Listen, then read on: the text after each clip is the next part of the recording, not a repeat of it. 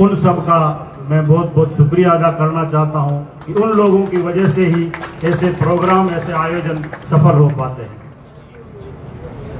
हर धनवान दानवीर हो ये जरूरी नहीं होता। पैसे वाले तो बहुत हैं, लेकिन दान वही कर सकता है जो बड़े दिल वाला हो, जो हर जरूरतमंद की मदद को तैयार रहे और जिसके दिल में ये पॉजिटिव और सुंदर सोच हो, वही दान कर सकता है। तो ये काम अपने आप में उनका बहुत ही इम्पोर्टेंट काम है। इन लोगों की मदद की वजह से ही समाज के कई बच्चों को शिक्षा सुलभ हो पाती है, कई जरूरतमंदों को, बीमारों को मेडिकल की सुविधाएं मिल पाती है और कई लोगों का जीवन इनकी मदद से बेहतर होता है। तो निश्चित रूप से ये दानदाता सम्मान के हकदार है। दूसरे नंबर पे वो लोग जिन्होंने अपनी मेहनत से सरकारी नौकरी हासिल की है। इन लोगों के लिए ये सिर्फ एक नौकरी नहीं है, आने वाले वक्त में इस नौकरी के माध्यम से समाज की, इंसानियत की, इलाके की और देश की सेवा का इनके लिए सुनहरा मौका है। इन लोगों ने बड़ी कड़ी मेहनत और लगन से एक कठिन परीक्षा को पास कर ये मंजिल हासिल की है। मैं समझता हूं इससे ये साबित होता है कि ये काबिल हैं और योग्य हैं। ये हमारे समाज के एक तरह से मेन पिलर है। आगे इनके नौकरी के मामले में मैं विश्वास रखता हूं कि ये नौकरी अपनी ईमानदारी और निष्ठा के साथ करेंगे। साथ साथ में समाज के लिए भी जो अपनी जिम्मेवारी है उसको भी अच्छी तरह से समझेंगे। समाज के हर जो काम जिससे समाज की बेहतरी हो या समाज का कोई बंदा इनसे मदद की रखता हो अपील, उनकी ये हर समय मदद के लिए तैयार रहेंगे, ऐसा मैं विश्वास रखता हूं। तीसरे नंबर पर सम्मानित होने वाले स्टूडेंट, ये हमारा भविष्य सम्मानित हो रहा है, हमारा मुस्तकबिल आज सम्मानित हो रहा है।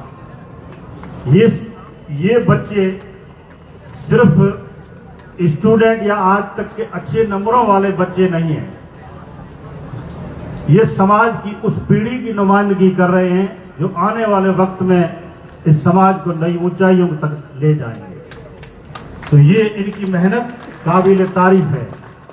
मैं इनसे कहना चाहूंगा कि इनकी इस कामयाबी में उनके माँ बाप और उनके टीचर्स का बड़ा कंट्रीब्यूशन रहा है। तो जिंदगी में कभी उन्हें न भुलाएं, उन्हें कोई तकलीफ हो तो आप हर वक्त उनकी मदद के लिए हाजिर रहें। आप आगे पढ़ाई में मेहनत रखें और तरक्की पाएं, ऐसी हम दुआ करते हैं और उम्मीद रखते हैं। ये जो सम्मान आज इन लोगों को मिले हैं, इनका मुख्य आधार आप यकीन मानिए सिर्फ और सिर्फ शिक्षा है। शिक्षा ही एक आधार था, उनकी वजह से ये सम्मान आज पा रहे हैं। शिक्षा से ही ज्ञान मिलता है, इल्म से ही रोशनी मिलती है। शिक्षा ही बड़ी एक ऐसी पूंजी है जो अनमोल है। आम आदमी, एक साधारण इंसान, एक साधारण जिंदगी जीने के लिए अपने लिए रोटी, कपड़ा और मकान के अलावा अगर किसी चीज की जरूरत महसूस करता है तो मेरे ख्याल से वो शिक्षा है। शिक्षा के लिए वो इन्वेस्टमेंट करना चाहे तो बेहतरीन है। आज के जमाने में बेहतर जीवन के लिए, आने वाली पीढ़ी के लिए, अच्छे मुनाफे के लिए लोग इन्वेस्टमेंट करना चाहते हैं अपनी हैसियत के हिसाब से। उस इन्वेस्टमेंट में कोई सोने जवाहरात में इन्वेस्ट करता है, कोई जमीन में करता है, कोई मकान में, कोई दुकान में, कोई प्लॉट में, हर तरीके से कोई बैंक बैलेंस बढ़ाता है। लेकिन ये सारी चीजें कहीं न कहीं जोखिम भरी है। इनके चोरी होने का जोखिम है, इनके खर्च होने का जोखिम है, इनके बिक जाने का जोखिम है, इनके किसी न किसी वजह से खत्म होने के पूरे चांस है। लेकिन शिक्षा वो धन है, वो इन्वेस्टमेंट है जो जीवन के अंत तक आपको मुनाफा देता रहेगा और आने वाली आपकी पीढ़ी आराम से जिंदगी बसर करेगी। तो इसलिए समाज के सभी लोगों से अर्ज करूंगा कि पढ़ने लायक बच्चे जो स्कूल में पढ़ने लायक है उनको स्कूल से जोड़े, जो कॉलेज तक पहुंचने वाले उनको कॉलेज तक पहुंचाएं। इतनी कसरत समाज का हर परिवार करेगा तभी जाके 100% अचीवमेंट मिलेगा। कि सिर्फ एक आदमी के कहने से या एक तबके के कहने से अपन लोग पूरे समाज को शिक्षा से नहीं जोड़ पाएंगे। ये एक अपने आप में बड़ी मुहिम के रूप में इसको चलाना पड़ेगा। मैं अब लंबी चौड़ी बात नहीं करूंगा। इस मौके पर एक बात और कहना चाहता हूं, समाज में बहुत जमाने से कई कुरीतियां भी साथ साथ चली आ रही है और आज के दौर में वो कुरीतियां अपने आप में नए नए रूप ले रही है। शादी ब्याह हो, चाहे गमी हो, चाहे दावतें हो, इनमें फिजूल खर्ची का काम अब बढ़ता जा रहा है, दिखावा बढ़ता जा रहा है। मात्र दिखावे के लिए महंगे कपड़े, महंगे शौक, महंगी गाड़ियां, ये सब बगैर जरूरत की चीजें हैं। इनसे समाज उबरना चाहिए। ये पैसा जो कहीं न कहीं समाज की शिक्षा के लिए खर्च होना चाहिए, लेकिन इन कुरीतियों को रोकने के लिए एक बड़े स्तर पर ये फैसला सक्सेस नहीं हो पाएगा। जो छोटे छोटे कबीले या कुनबे हैं वो अपने अपने स्तर पे इन चीजों को पाबंदी लगाएं तो ये अपने आप ही पूरे समाज में धीरे धीरे फैल जाएगा। इन कुरीतियों से छुटकारा मिलेगा और मिलना भी चाहिए। दूसरी एक बुराई और आ रही है, अपने शौक पूरे करने के लिए खाली अपने शौक या अपनी मौज मस्ती उसको पूरा करने के लिए जमीनें बेची जा रही है। इससे बचना बहुत जरूरी है। इस पे भी वही लोग पाबंदियां लगा सकते हैं जो समाज में या उस कुनबे में कुछ न कुछ रुतबा रखते हैं या सामूहिक रूप से ये फैसला करें।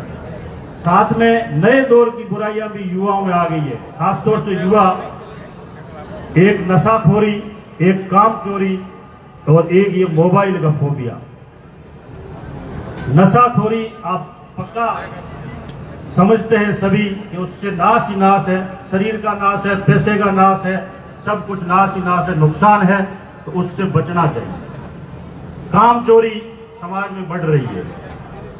खेतों में काम करने वाले लोग घट रहे हैं, मेहनत मजदूरी वाले लोग घट रहे हैं, पशुपालन नहीं के बराबर हो रहा है। हर आदमी इस जुगाड़ में है कि कहीं न कहीं शॉर्टकट से धन कमाया जाए। इन चीजों से उबरना होगा तो समाज की बेहतरी होगी। फिर ये मोबाइल नए जमाने की बड़ी बीमारी है। ये एक तरह से इंसान का ब्रेन वॉश करता है। ब्रेन वॉश का मतलब ये है कि दिमाग को खाली कर देता है। दिमाग इस टाइप का हो जाएगा, आप सुनने समझने और सोचने की ताकत खुद की जो है वो खत्म कर देगा। सिर्फ और सिर्फ मोबाइल में आपका दिमाग फंस जाएगा और वहां से जो बातें आपको सप्लाई हो रही है उसी पे आपका दिमाग अटक जाएगा। खुद का दिमाग खत्म, जीरो के बराबर हो जाएगा। ये खतरनाक चीज है। साथ में इससे वक्त की भी बर्बादी होती है, पैसे की भी बर्बादी होती है। इन सब चीजों को समझना होगा। कई मामलों में तो फिजूल बहसबाजी हो जाती है, बदतमीजी हद से ज्यादा बढ़ रही है। तो इन चीजों पे कंट्रोल रखना होगा। समाज को एक सामूहिक रूप से सोचना होगा।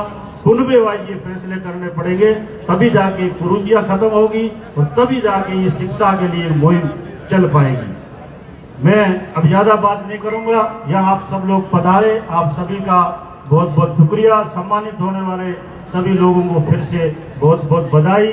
जो मेहमान आए हैं उनका भी आभार, जो मीडिया के साथी आए उनका भी आभार, जो आयोजन कमेटी के लोग हैं उनका भी आभार, जो व्यवस्थाएं संभाल रहे हैं उनका भी आभार। शुक्रिया। जय हिंद। बहुत बहुत धन्यवाद आदरणीय हाजी शेर मोहम्मद साहब। शिक्षा के महत्व पर जोर देते फरमा रहे थे कि शिक्षा वो शेरनी का दूध है जो जितना पिएगा वो उतना दहाड़ेगा। बहुत